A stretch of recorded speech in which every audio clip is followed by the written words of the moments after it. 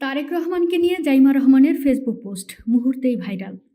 প্রধানমন্ত্রী তারেক রহমানকে নিয়ে ফেসবুকে একটি পোস্ট দিয়েছেন তার কন্যা ব্যারিস্টার জাইমা রহমান। শুক্রবার বিকেলে জাইমা রহমানের অফিসিয়াল ফেসবুক পেজে দেওয়া ওই পোস্টটি মুহূর্তেই ভাইরাল হয়। জাইমা রহমান তার পোস্টে দুটি ছবি যুক্ত করেছেন আর পোস্টের বর্ণনায় লিখেছেন, ছোটবেলায় আমাদের সবার মনেই বিশ্বাস জন্মে যে আমাদের বাবারা সব কিছুতেই পারদর্শী। অনেক সময় তারাই হয়ে ওঠেন আমাদের জীবনের প্রথম ও সবচেয়ে বড় আদর্শ। তিনি লিখেছেন, আমার আব্বু হলেন আমার দেখা সবচেয়ে পরিশ্রমী ও নিষ্ঠাবান মানুষ। আমার জীবনে তিনিই হলেন সেই একজন ব্যক্তি যার উপর আমি নিশ্চিন্তে যে কোনো পরিস্থিতিতে ভরসা করতে পারি।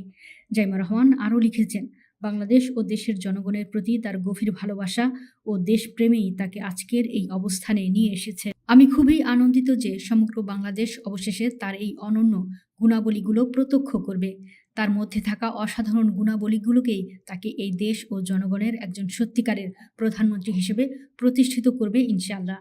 উল্লেখ্য, ঢাকা ১৭ আসনে বিএনপি চেয়ারম্যান তারেক রহমানের পক্ষে নির্বাচনী গণসংযোগের অংশ নিয়েছেন তার কন্যা ব্যারিস্টার জাইমা রহমান।